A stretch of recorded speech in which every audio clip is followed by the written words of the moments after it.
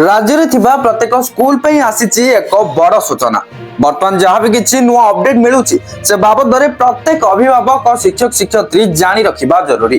तेबे कौन रहिची सूचना चलंतु आउडे न करी से बाबद रे संपूर्ण तथ्यटी जानिबा। हेले ताहा पूर्वरु वीडियो को गटे लाइक करंतु, चैनल को नुआ आस्थिले एबे ही चैनल को सब्सक्राइब करी बेल आइकन को प्रेस करी ऑल रे क्लिक कर रखिबा को जमारु भी फुलंतु नै। नुआ शिक्षा वर्षरु राज्य रे जातीय शिक्षा नीति लागू हेबा को जाउची। एथिपई पिलामानक नामलेखा बयस और श्रेणी विभागर ढांचा संपर्क में विधिवत भावे विज्ञप्ति मध्य प्रकाश पाई सारिछि।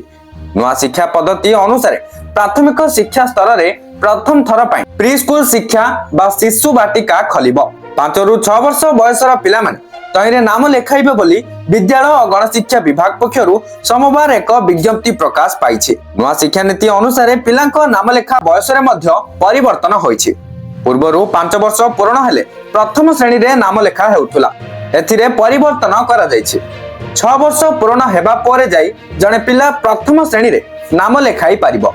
आसंता 2025-26 शिक्षा वर्ष रे सेप्टेम्बर पहिला रु एहा लागू हेबो। एनईपी लागू हेबा परे पाठपढ़ा ढांचा रे मध्य परिवर्तन होइछि।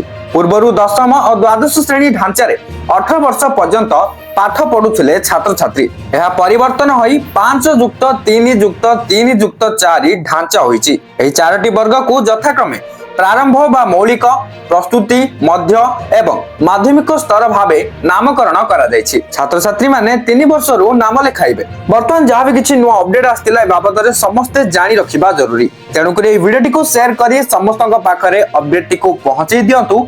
Thank you for watching.